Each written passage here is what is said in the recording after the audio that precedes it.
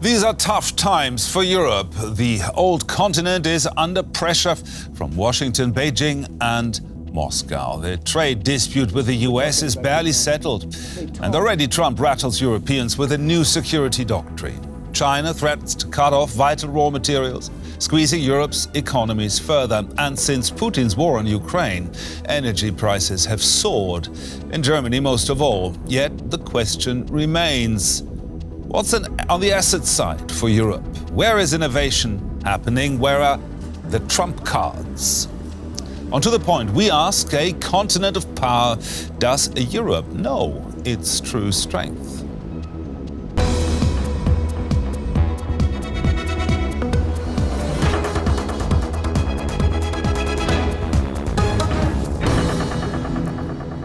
Hello and welcome to The Point. Let me introduce today's panel. Stormy-Annika Mildner is an economist and the executive director of the Aspen Institute, Germany, here in Berlin. Before that, she was head of the department External Economic Policy at the Federation of German Industries. And John Kampfner, journalist with several books under his belt, currently working on braver new worlds with best practice examples collected globally. Hopefully we're getting a few tips from him. And Erik Fossing Nielsen, a Danish economist living in Berlin and London. He used to work for UniCredit, Goldman Sachs, the IMF and the World Bank. Today he is joining us from London.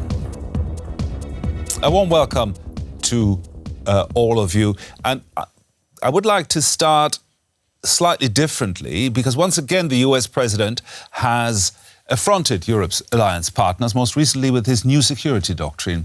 Now he has followed that up with a direct warning to Europe. They're not doing a good job. Europe is not doing a good job in many ways. They're not doing a good job. I want to ask They you talk about too that. much. Well, Europe is a different place. What do you mean And by if that? it keeps going the way it's going, Europe will not be, in my opinion, many of those countries will not be viable countries any longer. They're decaying. They're decaying. Right. I'm going to put that, my first question, straight to you. Does Trump have a point? I would say I strongly disagree. I live in Europe. I have to say I love Europe. We all wouldn't be here without the European project. First and for all, it's a big, big peace project which delivered a lot of prosperity. Mm-hmm. And while it has become kind of a national, a sport to bash the European Union, both from within and from without, I think we have tremendous strength culturally, in our diversity, in our rules-based system, and also in our economic setup. So also our innovative power. And I'm not saying that we don't have a lot of structural things which we need to address and lots of deficits. But I do have to say, I do love the European Union. Okay. I think we can agree on most of that here at the panel. But also I would put that heretic thought to you, Erik. Does Donald Trump have a point, at least in parts, in his criticism of Europe? No, not the way he puts it. I find his statement racist. I don't know what he means about Europe not being here, decaying. So I'm lost for words. If you're looking at simple measures like GDP per capita, Europe is doing better than America for over half the population, probably 60-70%, because income distribution is more even here. We live on average 4 years longer than the average American.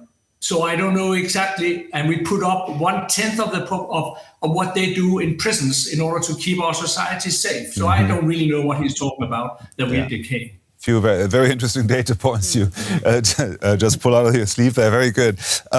John, same question to you. Does Trump have a point? He doesn't have a point, except to exhort us, maybe inadvertently. He may be doing us the ultimate favour, with clearly not wishing to do us any favours at all, by waking us up. And I wrote a piece in the last few days saying we now have adversaries to east and west. We have to understand this. America, people are always talking about, oh, well, yeah, there are still some good people in Congress. There are one or two, Marco Rubio, maybe this and that in the administration who are listening to us. This is make-believe. Mm-hmm. This is wishful thinking, as far as I'm concerned. We have, and it's desperately sad and alarming to say so, but we need to wake up and smell the coffee, and we need to realize that we have a president, and not just a president, but his successor, likely, and others around him who want the far right in our continent to win. He probably wants Putin to regain all of the former Soviet lands. He's quite relaxed about Xi Jinping's assault on democracy as long as he cuts some deals with him. This man is a very, very dangerous man. And if Europe continues to see itself, if Europe continues to see itself as a victim and as an object and always complaining about things rather than simply seizing this moment, both in terms of economics, which we'll come to, but also in terms of political security, military determination, which will take a while, then this is our last chance.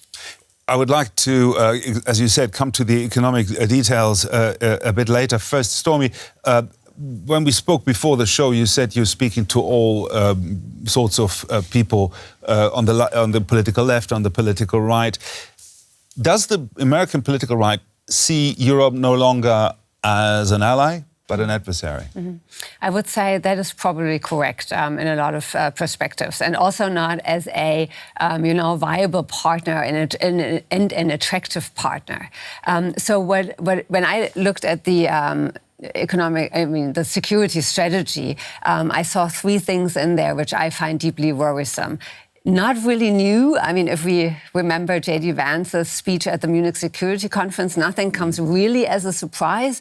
But having seen it, seeing it written down and codified, so to say, that has a little bit of a different dimension, because we cannot say, well, this is just one speech, or this is like an anecdote, or this is something to joke about, but it is written down. It's a document.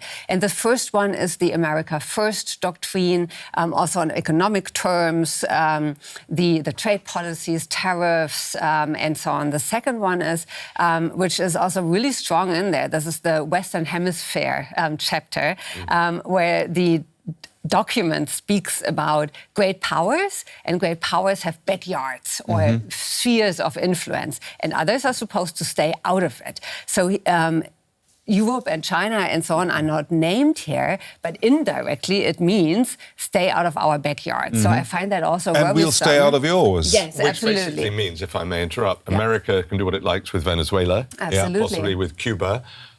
China can do what it likes with Taiwan. And Russia with Ukraine. Russia can do what it likes with the Soviet states, the former 15, and anybody else near it. And the Trump administration does not like particularly our trade agreements with Canada, with Mexico, and also now with the Mercosur countries. So stay out of our backyard. And the third one is what we talked about, this cultural identity, the new bridge between the right, and all three, I think, taken together, it's pretty worrisome for Europe. I would like, Erik, to come to you. Trump is not the only one who's criticizing Europe. Jamie Dimon, head of the US investment bank JP Morgan, has joined that chorus. He has said the EU has, quote, driven away companies, driven away investments, driven away innovation. Does he have a point? Yeah, to some extent. Let me start by saying I agree with everything I just heard my two co-panelists say. It is an extremely dangerous situation, and the world has changed completely. In many ways, I think Europe can feel betrayed by the US, but it is what it is, and we have to live up to it. And Dimon has a point that we have not invested enough. The Draghi report from September last year lays this out very clearly, that we need to boost investment by about 800 billion euros per year to close the productivity gap to America. But Jamie Dimon also occasionally uses strange numbers. It is true when he compares these per capita GDP numbers, but one reason for this is the exchange rate has moved tremendously in that direction. So it looks like America is like considerably richer than us. But in we economists, we use these PPP terms. So we adjust for the fact, for example, that they spend 3 times, 4 times more than we do on healthcare, which gets them nothing really compared to us. So probably compared, he's not right, but his fundamental point that Europe has not invested enough, and particularly on the tech side, we relied on America. That's why I use the word betrayed. It was not controversial in Europe to let America develop a lot of the technology, and we were very good at using it. European industries have been extremely good at adopting the new technologies into our products, but that has all changed, and we need to, as John said, get our act together real fast. Stormy, the German industry is sort of echoing what Jamie Dimon has said. Is the situation really that bleak, or is it also just lobbying from the German industry side? Well, if you look at the last 3 years, our economic growth rates were really not great, right? I mean, we're, depending which numbers you use, barely there. Our prospects for next year are better, according to the forecast by the European Union. It's fall forecast. We are going to grow again with slightly more than 1%. And where does that growth come from? From government investment, really, in infrastructure, but also in defense. And what's really important, I believe this is the right way to go, because we had huge infrastructure deficits and investment deficits, and that is something which needs to happen. But we also need to be careful that it is not just consumptive, so having a short boost, but that it also translates into long-term growth. And for this, more is necessary than just spending. We need to look at all the unfinished areas in our common market where there are a lot of barriers. We need to harmonize regulations. Maybe we also need to say goodbye to some regulations. And I'm not saying deregulate on environmental standards and so on, but make it a little easier for companies to get new products on the market. I also think that we need to work on our innovative strength by also utilizing more risk capital and also from within taking a little bit more risks, I would say. Some to-dos. I would like to look at the to-dos and also on the positive side right now, because the funeral march for Europe played by the US and authoritarian states like Russia and China might be a bit premature. Those declared dead often live longer, and Europe still has plenty of assets to draw upon, not only economically. This is Europe, a peace project for 70 years anchored by the European Union and the NATO Defence Alliance. It's an economic model of success. With 450 million people, the EU shows how free movement of goods, people and services fuels prosperity, and the euro is one of the world's top currencies. Beyond economics, Europe's strength is innovation. From autonomous driving to laser technology and pharmaceuticals, it consistently ranks among the leaders. Young tech companies are booming. At its core, Europe stands for values: democracy, rule of law, human rights and diversity, pillars of a free society. But the US is pushing back. Its new security strategy accuses Europe of suppressing free speech and opposition. The distance is growing. What we can take from that security strategy is that we are still, allies with America. We don't always see eye to eye on everything, but it's our internal matters we can handle ourselves. Europe, more independent and stronger than many think? Let me put that question to you, John. Are we stronger than we think here in Europe? Absolutely, but we've got a lot of work to do. We've got a lot of work to do. I would say the biggest thing that is holding Europe back is the relationship between politics and society.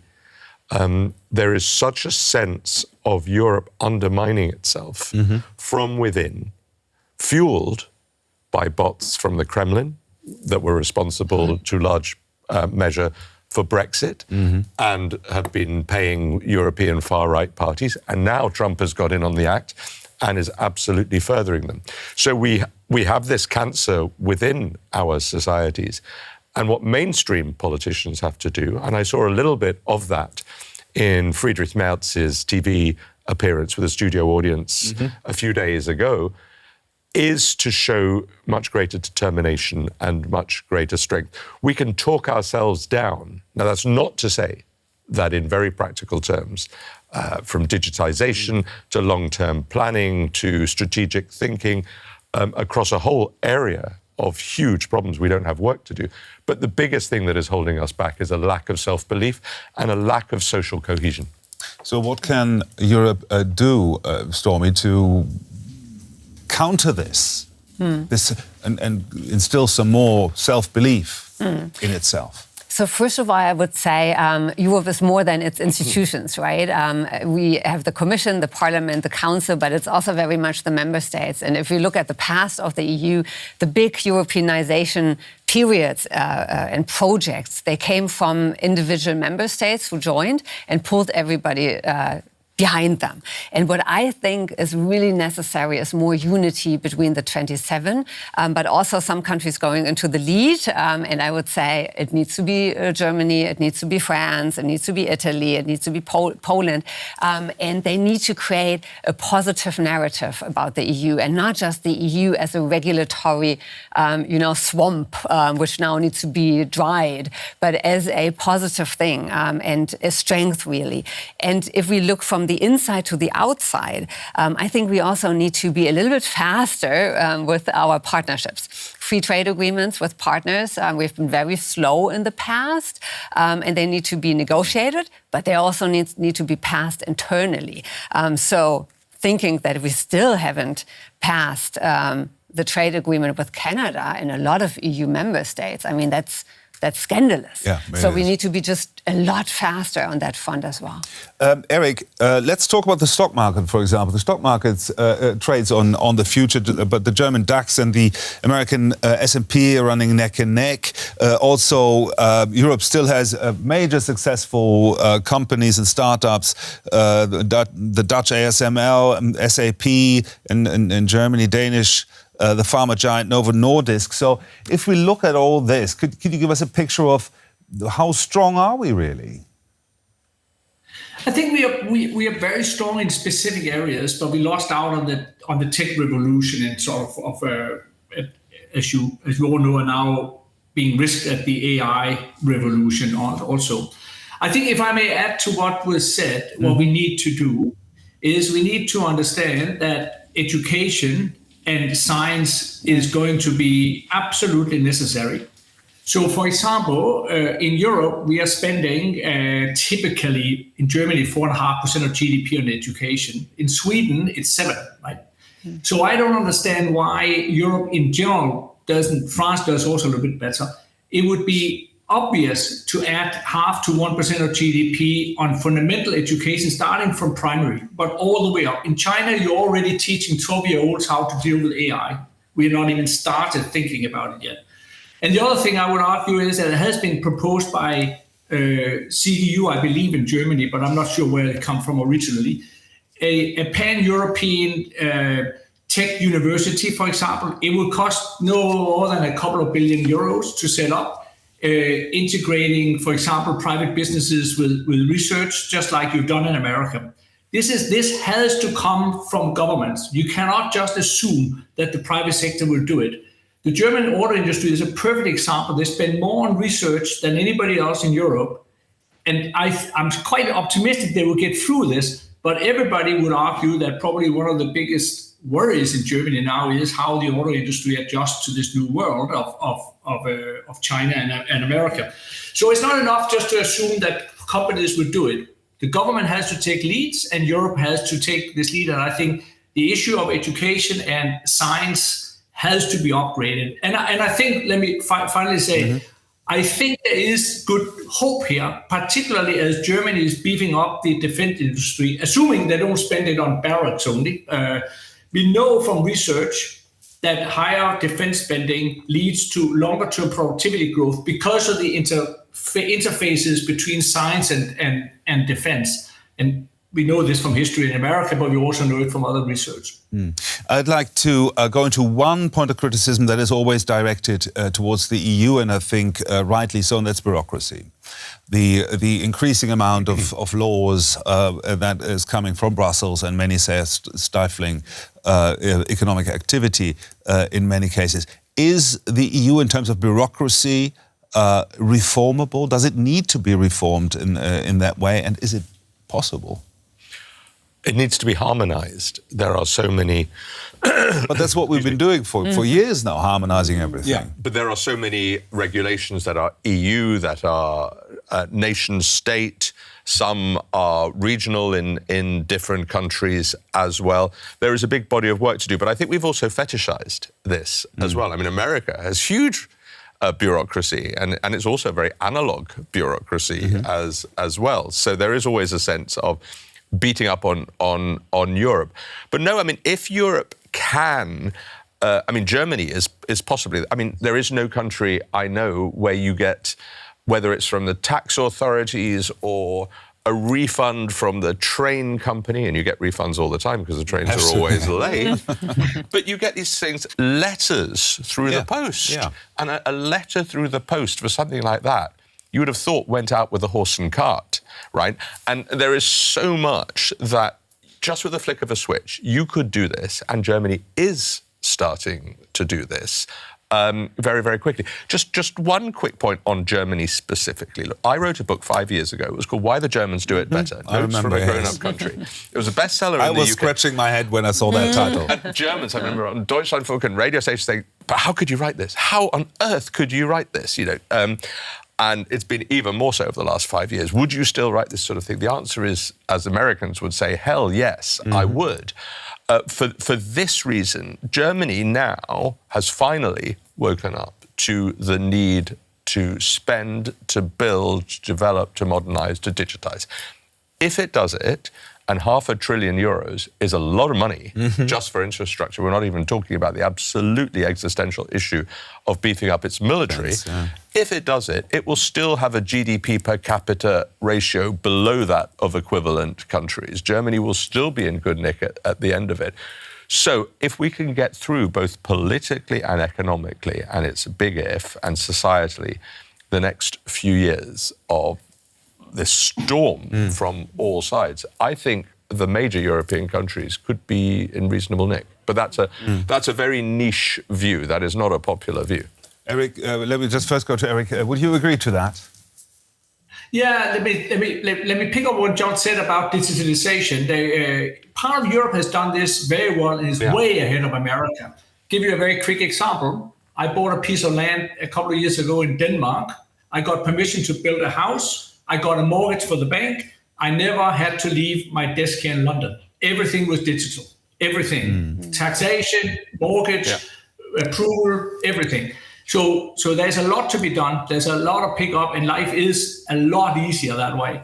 But then we also, on the issue of bureaucracy, your first question, say just last week, the OECD published in their economic outlook a quite groundbreaking study comparing the heaviness of regulation and the need for simplification across the world. And yes, Europe has become a bit worse, not a whole lot over the last 15 years. It is a bit more regulated and in terms of the heaviness and the duty on companies than America, but it's at par with, for example, Australia. So, and if you look at the ranges within, the least regulated 1/3 of European businesses or activities is less regulated than the heaviest 1/3 in America. So we have to think about this, but we have to keep a perspective. It's so easy to say, oh, bureaucracy and regulation is too much. But I challenge everybody to tell me which one is it that we need to deregulate? What don't we need to worry about anymore? And there might be many, but very few people. I mean, it's one of these, everybody's very long on opinions, short on facts. It's very complicated. Absolutely. Quite used to that. We're coming to towards the end of the show. So if I could get from you sort of your final statement in terms of, does Europe talk itself down too much? Yes, we talk ourselves down too much. We are much more than we think we are. And we need to carry that outside and say, no, Europe is there and will be there. We have a huge common market. We have great culture. We have great identity. We have different languages. We have countries. It's a wonderful, wonderful place to live. But we also have lots of reforms to do. And we don't have the time to dwindle around. So let's pick up a little bit the speed and get things done, not just write it down, but also get it into action.